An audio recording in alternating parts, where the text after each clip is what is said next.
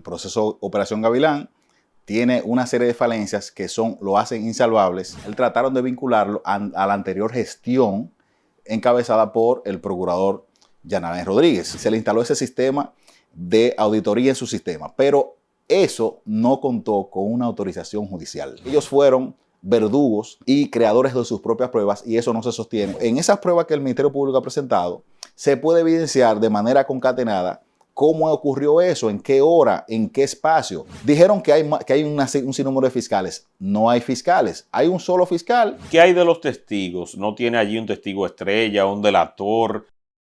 Amigos, bienvenidos a esta entrega con Carlos Mesa. Él tiene nuevas informaciones porque conoce a fondo el caso de la Operación Gavilán, esa con la que dijo el Ministerio Público que se alteraron registros de por lo menos 16,000 personas, borrando todo esto que conlleva la parte penal para que aquellos que deseaban incluso hasta salir del país y obtener documentos de buena conducta así lo hicieran. Bienvenido, Carlos Mesa.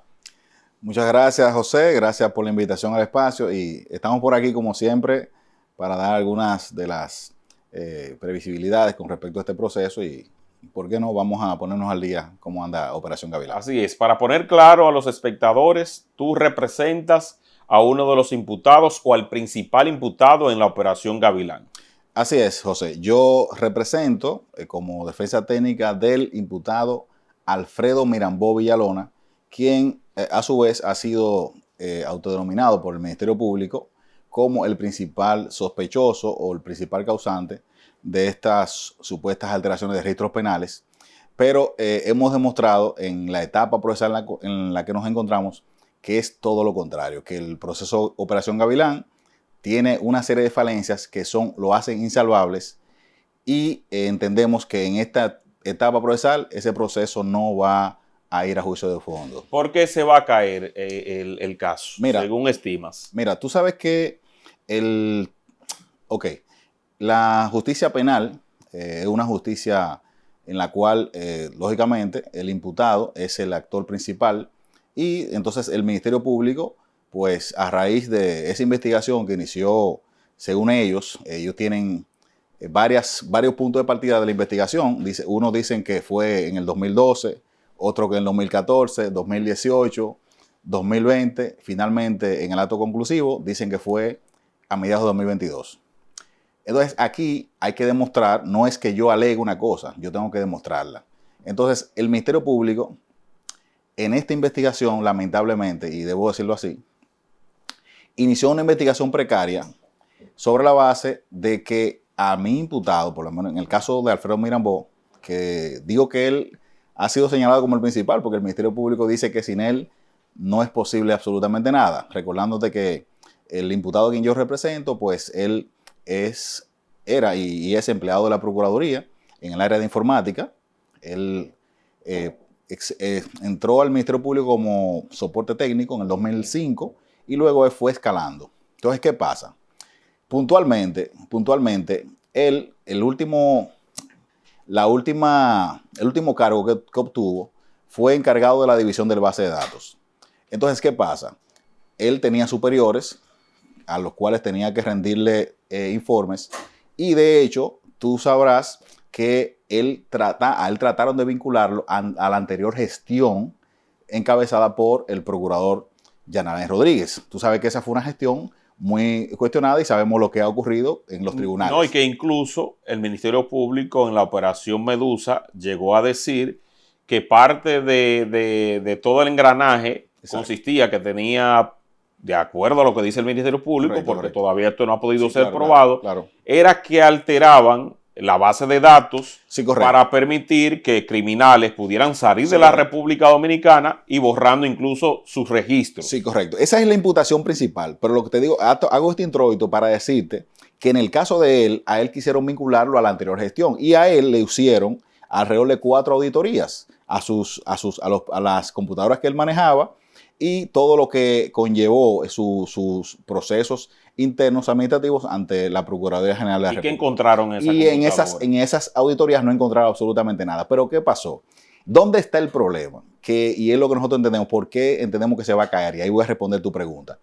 Uno de los superiores de él le hizo una auditoría e instaló en su computadora un sistema para que lo auditara y o vigilara todas las actuaciones que él realizaba. Y eso está contenido en un informe que le envía a ese superior, a la magistrada Jenny Berenice Reynoso, a eso de junio del 2023. Dice en ese informe, en la página 2, confidencial, se instaló un sistema de auditoría para vigilar todas las cuestiones que hiciera este usuario, en el caso de Mirambó, y dice que esa fue una instalación, una versión trial o una versión de prueba de 14 días. Entonces, a partir de ahí empezó, es ahí en ese documento, en ese levantamiento, así mismo se llama, levantamiento de los registros penales, donde esa persona, de nombre Armando Díaz, el ingeniero Armando Díaz, dice que encontró los famosos 8,000 registros alterados. Recordándote que la Procuraduría en su página oficial dice que son 16,000 registros alterados o borrados, y ese es el dato que le han dado a la prensa. Finalmente, en el acto conclusivo que presentaron en agosto, finalmente lo que dicen que son 8,000. Pero cuando nosotros como defensa técnica tuvimos acceso al expediente, lo que no llegan a 100 los registros modificados o alterados. O sea que a partir de ahí hay una situación que no se sostiene. Pero ¿qué es lo novedoso? Te dije a ti que él se le instaló ese sistema de auditoría en su sistema, pero eso no contó con una autorización judicial. Pues entonces es una falta. Eso es una falta insalvable, porque ¿qué es lo que está pasando? Que ese monitoreo y esa auditoría es una vigilancia que le montaron a él, debió contar con autorización judicial, y así lo expresa la propia ley de crímenes y delitos de alta tecnología, pero también eso está sustentado en el artículo 44 de la Constitución. O sea, es un derecho de inviolabilidad de correspondencia.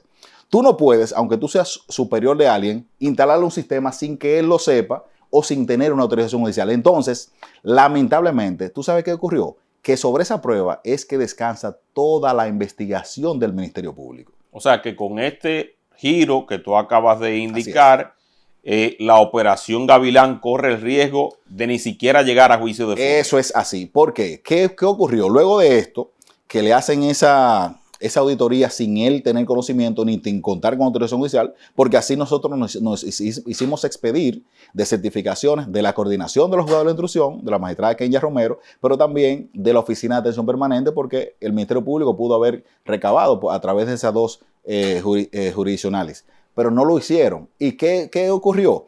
Que entonces luego ellos pretendieron validar eso con dos autorizaciones judiciales, una que la solicitan el 16 de junio, pero ya ha pasado 2 meses, y la otra la solicitan al 17 de junio, o sea, un día posterior.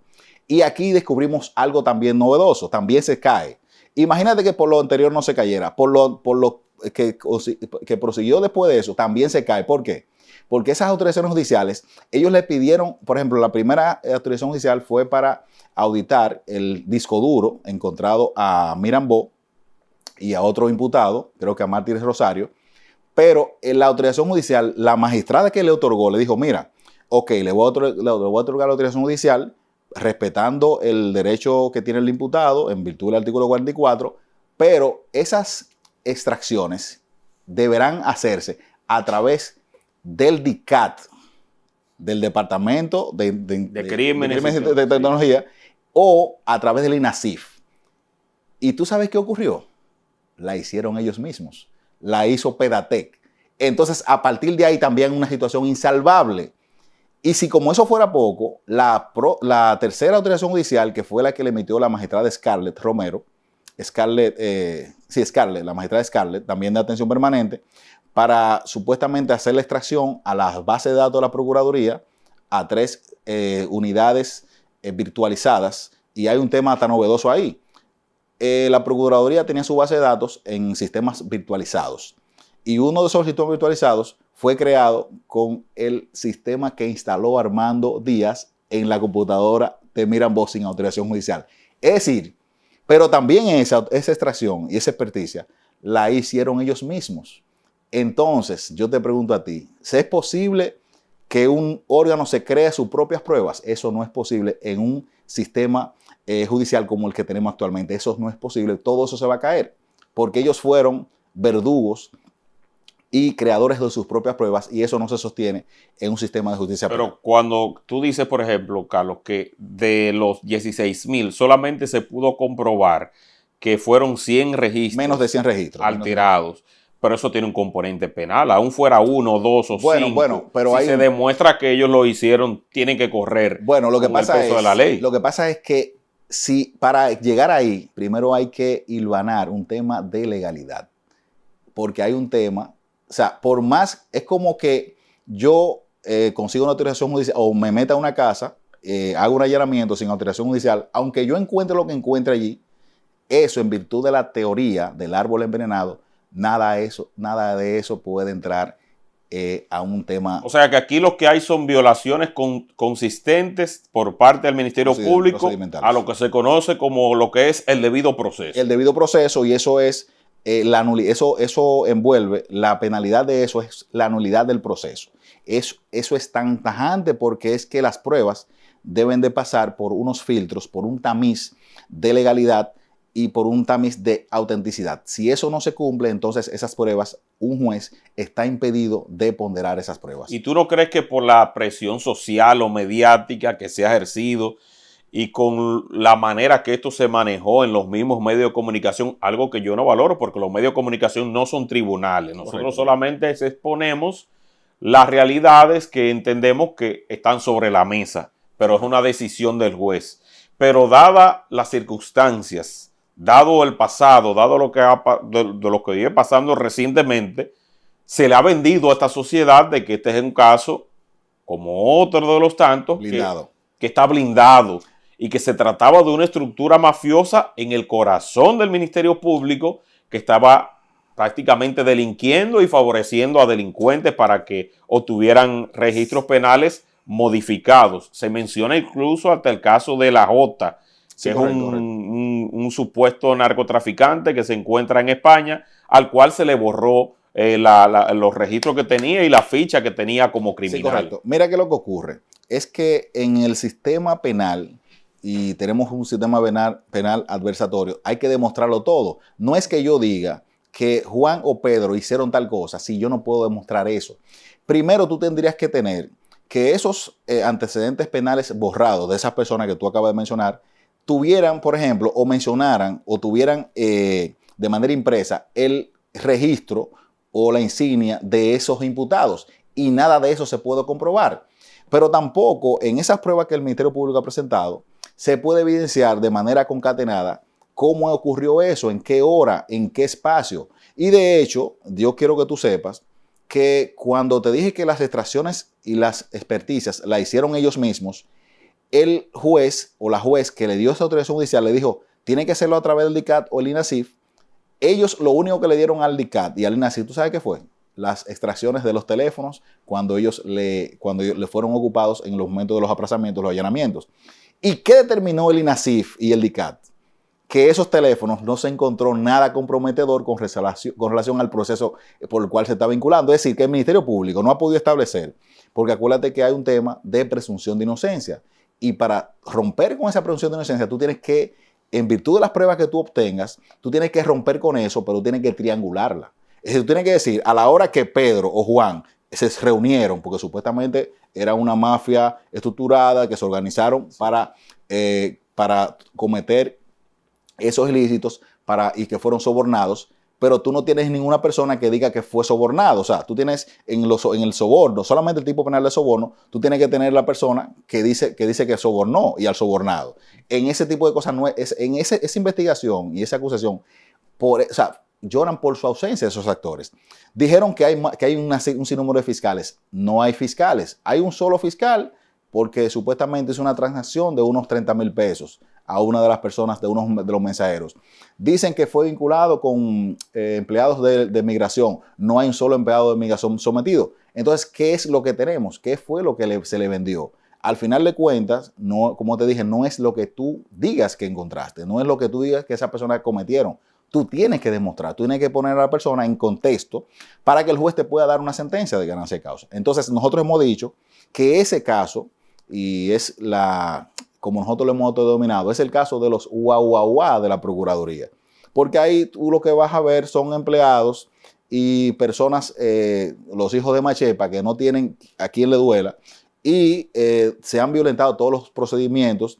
Y los jueces que han tenido esos procesos, por ejemplo, como el juez control, que fue el séptimo de instrucción, que le varió la medida de coerción a todos y lo mandó para su casa, el magistrado David Timoteo, le hizo a ellos las advertencias porque él vio todo lo que nosotros estamos verificando ahora, él lo vislumbró en ese proceso y le dijo, mira, traten de, o sea, le hizo la seña para que ellos entiendan. Entonces nosotros entendemos que tal y como ha pasado, como otros casos, como el de Odebrecht, entre otros casos de corrupción administrativa, ese caso no va a tener ninguna solución salvable que no sea o un auto de no lugar o una sentencia absolutoria contra, en el caso del imputado que yo represento, porque el Ministerio Público en esta etapa procesal no ha podido demostrar absolutamente nada y lo que poco ha podido demostrar ha sido sobre la base de pruebas obtenidas de forma ilegal. ¿Y qué hay de los testigos? ¿No tiene allí un testigo estrella, un delator, alguien que usualmente colabora con el Ministerio Público y dice, eso lo hizo fulano, sí, yo pertenecía a esa red, conmigo colaboraban? En este caso no lo tiene el Ministerio Público. Con respecto a las delaciones premiadas, tú sabes que nosotros hemos sido de los pioneros en que hemos planteado la tesis sobre el tema de las delaciones premiadas, cómo son utilizadas como defensa material o disfrazadas de defensa material. Y el Ministerio Público en este caso tiene el testimonio de una persona que era empleado de una de las procuradurías, de las fiscalías de Monteplata, pero que hay un tema. Ese testigo delator, porque no se puede, hemos planteado que no se puede ser testigo e imputado a la vez, o se es imputado o se es testigo. El Ministerio Público por lo menos nos ha tomado la palabra y ha ido corrigiendo ese tema, ese entuerto jurídico. Nosotros lo planteamos a raíz del tema de Raúl Girón, ¿recuerdas el famoso Gironazo? Sí. Nosotros planteamos una tesis interesante, está en varios periódicos digitales, es dónde está el supuesto límite de declarar de un coimputado. Esa tesis la planteamos. Entonces, contestando esa pregunta, ese imputado no menciona a nuestro cliente, ni ninguno de los imputados lo menciona, porque tú tienes que verificar, o sea, no lo menciona. Y si lo mencionase, esas declaraciones tampoco tendrían ningún efecto en esta etapa procesal. Sería un juicio de fondo, pero eso tienen que concatenarlo con otros elementos de prueba. En el caso que ellos no dependen en esta oportunidad de un testigo estrella que le dé fuerza a su investigación. No, lamentablemente esos testigos que han sido propuestos son esos técnicos, por ejemplo, que hicieron las experticias, pero como tú pones un técnico que ese mismo técnico trabaja para ti y que las pruebas que obtuvo, él no tenía lo que nosotros les llamamos, o sea, los técnicos que ellos están proponiendo como testigos, ese mismo técnico, Armando Díaz, que dicho sea de paso, ellos los desvincularon. O sea, él formaba parte de la Procuraduría, pero ya los desvincularon. La mayoría de técnicos, ellos los desvincularon. Entonces, al final de cuentas, ¿qué van a probar? Lo que hay un informe viciado, eso no se va a poder condenar porque nosotros hemos pedido la exclusión probatoria del informe y la exclusión probatoria de ese testimonio pericial. Eso no se va a poder sostener en un juicio de fondo y es lamentable porque entendemos que la única solución, y sabemos que, claro, primero va a tener que pasar por el filtro de la audiencia preliminar que está pautada para el conocimiento final este viernes 25. Ya nos tocó a nosotros ejercer nuestra defensa y lo hicimos durante 3 horas y 45 minutos. Tumbamos la acusación completa del Ministerio Público. Fuimos muy avasallantes, debemos reconocerlo. Los medios de comunicación pueden entrar, pueden verificar, tienen el acceso al tribunal y podrán constatar todo lo que va a ocurrir con este proceso. Este proceso entendemos que no puede pasar por el filtro de esta etapa preliminar y si va para un juicio de fondo, entonces habría que excluir todos esos elementos de prueba. ¿Y quién lleva las directrices de investigación por parte del Ministerio Público? ¿Es un equipo que designó Jenny Berenice, Miriam Germán? ¿Quién es que está a la cabeza de esa investigación? Lógicamente, la directora de persecución del Ministerio Público, Jenny Berenice Reynoso, es quien inicialmente tuvo a bien imponer o disponer de los fiscales especializados, pero esos fiscales aparentemente no hicieron lo que tenían que hacer, no hicieron la tarea. Entonces, es un tema que ella lo asumió con de manera directa a ella, pero ahí es donde nosotros entendemos que hubo el error. Hubieron muchas pasiones en este proceso, dado que se trataba de empleados suyos y no guardaron las formas. Y a veces cuando actuamos con pasiones, con sentimientos, entonces no somos objetivos y cometemos ese tipo de errores procesales que lamentablemente terminan pues dándonos la cabeza, dándonos duro, porque el proceso, como te dije, no se observaron los procedimientos elementales de un juicio o de una investigación que podría conllevar a un tipo de sanción. ¿Cuántos plazos había solicitado el Ministerio Público para investigar a profundidad del caso? Mira, esas fueron otras de las cuestiones.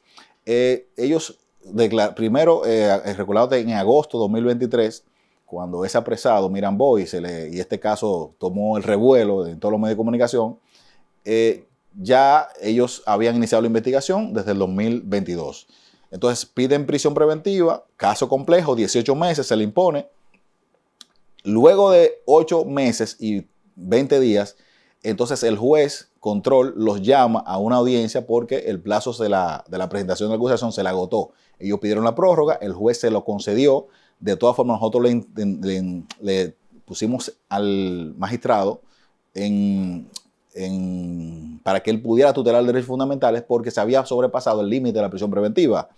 Entonces, luego de ahí se le dieron 2 meses más. Es decir, que el Ministerio Público con este caso tiene alrededor de casi 3 años investigando y al final de cuentas lo que presentó ante el juez no se concatena con una investigación seria. El detonante de esto fue la amenaza a la magistrada Miriam Germán. Sí, correcto. Aquella donde se indicaba que se podía atentar contra su integridad y también contra la integridad de su hijo. Y ahí fue que se dio pie a esa investigación. Eso fueron una de las aristas que salieron, pero según la documentación procesal, ellos dicen que la investigación interna ya venía desde antes. De mucho antes. Exacto. O sea que estamos entonces frente a otro caso donde lamentablemente si un juez evalúa como tiene que evaluar, entonces el caso estaría perdido para el Ministerio Público. Así es. Lamentablemente ese caso no va a prosperar porque tienen situaciones, como te dije anteriormente, que son insalvables, y no es porque yo lo diga, es que los documentos están ahí.